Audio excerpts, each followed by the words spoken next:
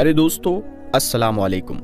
मैं शाहिद पठान आप सभी के लिए एक खुशखबरी लाया हूँ। जैसा आप सब लोग जानते हो कि आपने सिर्फ मेरी आवाज़ सुनी है और आप लोग ना मुझे जानते हैं ना मुझे कभी देखा है। तो आप लोगों ने बहुत बार कहा कि आप फेस रिवील कीजिए, अपना चेहरा दिखाइए, लाइव आइए।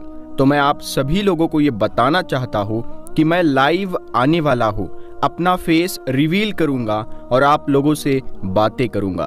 तो आप तारीख याद कर लीजिए, मैं इस महीने की आने वाली 16 जून 2024 संडे को शाम 7:30 बजे लाइव आऊंगा। तो आप ज़रूर ज्वाइन करना। तो मिलते हैं आने वाले इतवार 16 जून शाम 7:30 बजे।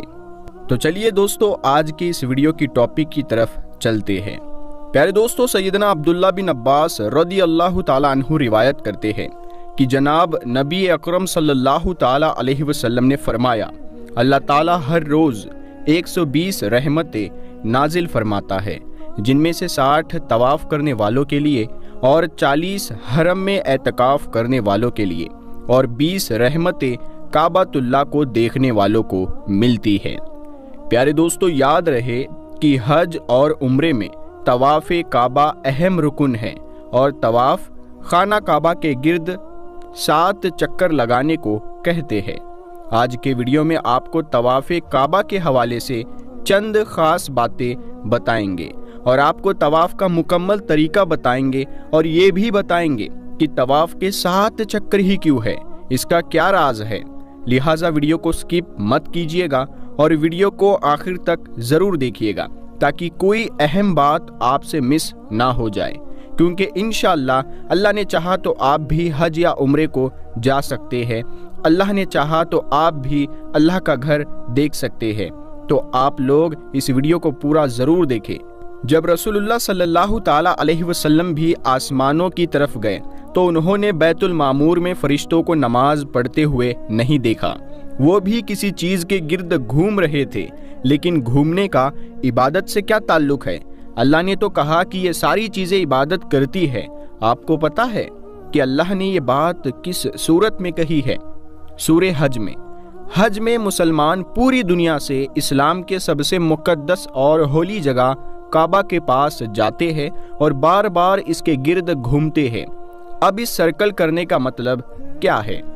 जब मुसलमान काबा के गिर्द घूमता है तो वो उस वक्त अकेला नहीं घूम रहा होता, बल्कि चांद, प्लैनेट्स, स्टार्स, गैलेक्सी, क्लस्टर्स सारों के साथ एक ही इबादत में शामिल हो जाता है।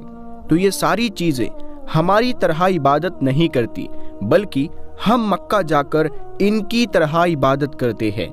लेकिन इस आयत में तो लिखा है कि ये सारी चीज़ें अल्लाह को सजदा करती है। सजदा का मतलब सिर्फ हमारे वाला सजदा नहीं है, बल्कि अल्लाह के निज़ाम के मुताबिक चलने को भी सजदा कह सकते हैं।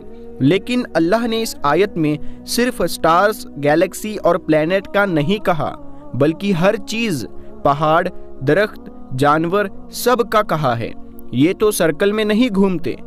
आज से हज़ारों साल पहले एंशियंट ग्रीस में ये कॉन्सेप्ट बना कि कायनात की हर चीज़ एक बहुत ही छोटे पार्टिकल एटम से बनी हुई है, जिसको फिर 2000 साल तक पूरी दुनिया भूल गई।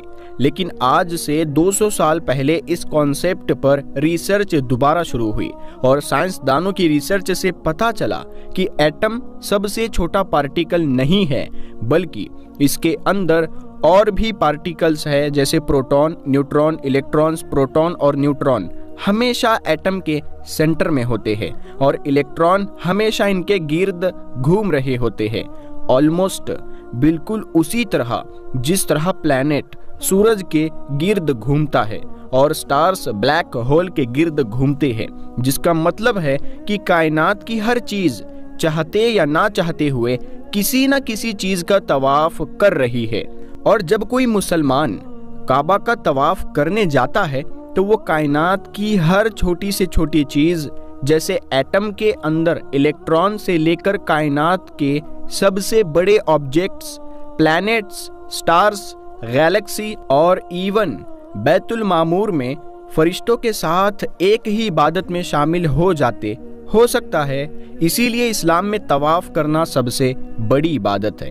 तो जब सूरे हज में अल्लाह ने फरमाया कि ये सारी चीज़ें मेरी इबादत करती है, तो ये हमारी तरह इबादत नहीं करती, बल्कि हम मक्का में काबा का तवाफ करके इनकी तरह अल्लाह की इबादत करते हैं।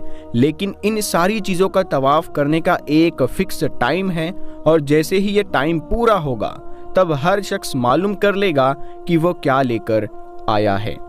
प्यारे दोस्तों, याद रहे कि बैतुल्लाह के गिर्द 7 चक्कर और 2 रकात नमाज पढ़ने का नाम तवाफ है, और हर चक्कर हजरे अस्वद इस्तिलाम से शुरू होकर इसी पर ख़त्म होता है। हजरे अस्वद का बोसा लेना या इसकी तरफ दोनों या दाहिने हाथ से इशारा करना इस्तिलाम कहलाता है। और याद रहे, तवाफ फर्ज हो या वाजिब या नफिल, इसमें 7 ही चक्कर होते हैं और उसके बाद 2 रकात नमाज अदा की जाती है। अगर बैतुल्लाह के करीब से तवाफ किया जाए तो 7 चक्कर में तकरीबन 30 मिनट लगते हैं, लेकिन दूर से करने पर तकरीबन 1 से 2 घंटे लग जाते हैं। 10 जिलहज को तवाफ जियारत करने में कभी कभी इससे भी ज़्यादा वक्त लग जाता है। प्यारे दोस्तों, याद रहे कि तवाफ की डिफरेंट टाइप्स है। तवाफ कुदुम, तवाफ अल उम्रा, तवाफ अल वदा, तवाफ अल इफ्दा और नफल तवाफ। तवाफ कुदुम यानी आने के वक्त का तवाफ, ये उस शख्स के लिए सुन्नत है जो मिकात के बाहर से आया हो।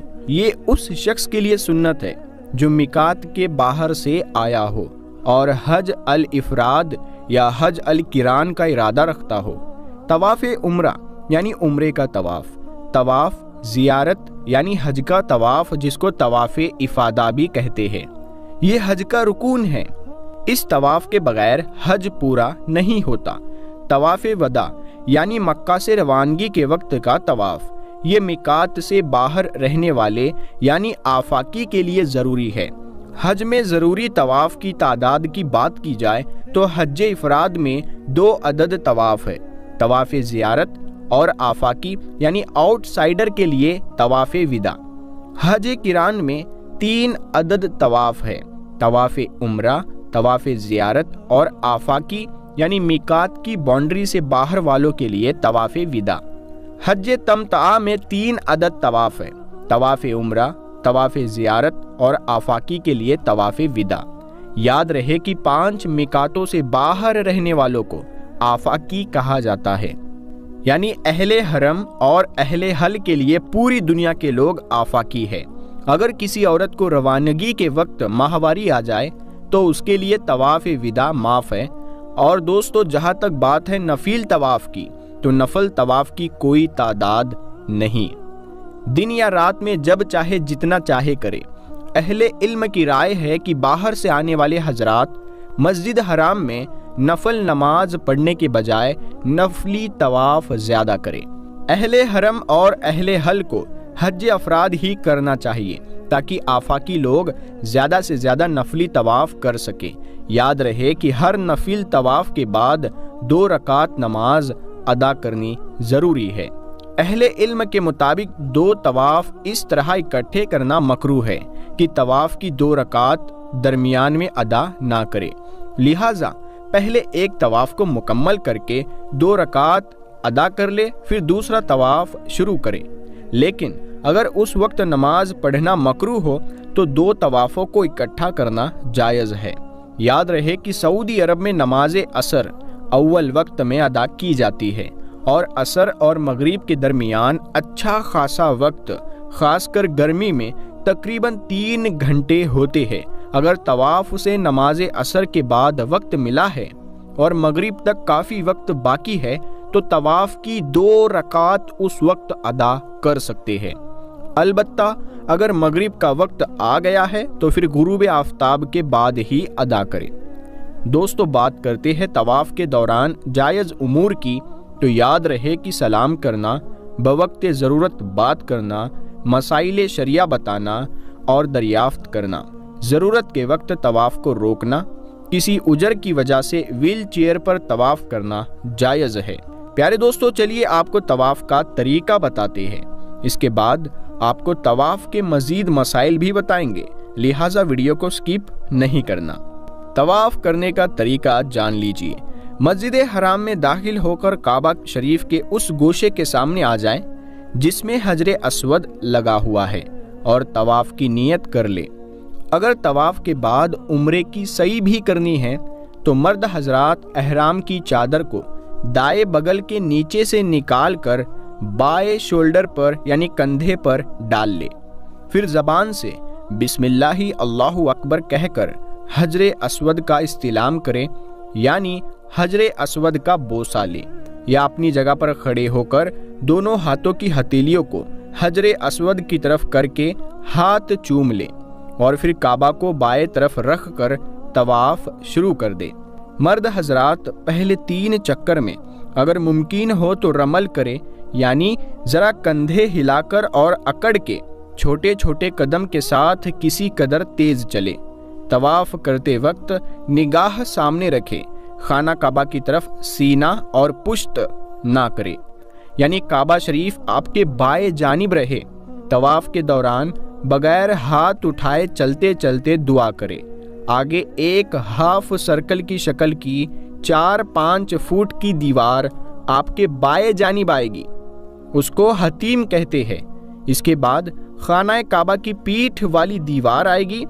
اس کے بعد جب خانہ کعبہ کا تیسرا کونا آ جائے جسے رکن یمانی کہتے ہیں، اگر ممکن ہو تو دونوں ہاتھ یا صرف داہنا ہاتھ اس پر پھیرے، ورنہ اس کی طرف اشارہ کیے بغیر یوں ہی گزر جائے۔ رکن یمانی اور حجر اسود کے درمیان چلتے ہوئے یہ دعا بار بار ضرور پڑھے۔ ربنا آتینا فی الدنیا حسنۃ وفی الآخرۃ حسنۃ وقینا عذاب النار۔ پھر حجر اسود کے سامنے پہنچ کر بسم اللہ اللہ اکبر کہہ کر حجر اسود کا استلام یعنی اسے چومے، یا دونوں ہاتھ پر اس پر پھیر کر ہاتھ چومے۔ اس طرح آپ کا 1 چکر ہو گیا۔ اس کے بعد باقی 6 چکر بالکل اسی طرح مکمل کریں۔ یاد رہے کہ کل 7 چکر کرنے ہیں۔ پیارے دوستو، اس بات کا دھیان رہے کہ طواف کے دوران کوئی مخصوص دعا ضروری نہیں ہے، بلکہ جو چاہے اور جس زبان میں چاہے دعا مانگتے رہے۔ یاد رکھے کہ اصل دعا وہ ہے جو دھیان، توجہ اور دل سے مانگی جائے، چاہے جس زبان میں ہو۔ اگر طواف کے دوران کچھ بھی نہ پڑھے بلکہ خاموش رہے تب بھی طواف صحیح ہو جاتا ہے۔ طواف کے دوران جماعت کی نماز شروع ہونے لگے یا تھکان ہو جائے تو طواف روک دے، پھر جہاں سے طواف بند کیا تھا اسی جگہ سے طواف شروع کر دے۔ نفلی طواف میں رمل اور استباح نہیں ہوتا۔ اگر طواف کے دوران وضو ٹوٹ جائے تو طواف روک دے اور پھر وضو کر کے اسی جگہ سے طواف شروع کر دے جہاں سے طواف بند کیا تھا، کیونکہ بغیر وضو کے طواف کرنا جائز نہیں ہے۔ اگر طواف کے چکروں کی تعداد میں شک ہو جائے تو کم تعداد شمار کر کے باقی چکروں سے طواف مکمل کرے۔ مسجد حرم کے اندر اوپر یا نیچے یا مطاف میں کسی بھی جگہ طواف کر سکتے ہیں۔ طواف حتیم سے باہر ہی کرے۔ اگر حتیم میں داخل ہو کر طواف کریں گے تو وہ معتبر نہیں ہوگا۔ پیارے دوستو، یہ رہا طواف کا طریقہ۔ یہ سوال کہ طواف میں کیا راز ہے تو آپ لوگ جان چکے ہیں کہ طواف کیوں کیا جاتا ہے، طواف کرنے کی کیا خاص بات ہے، اور قدرت طواف کیسے کرتی ہے اور ہم طواف کیوں کرتے ہیں۔ تو آئی ہوپ آپ کو سب کچھ سمجھ میں آ گیا ہوگا۔ اللہ تعالیٰ سے دعا ہے کہ اللہ تعالیٰ ہم کو بھی جلد سے جلد خانہ کعبہ کا طواف کرنا نصیب فرمائے۔ آمین یا رب العالمین۔ پیارے دوستو، کمنٹ باکس میں آمین ضرور لکھ دے، کیا پتا کس کا لکھا آمین کب قبول ہو جائے۔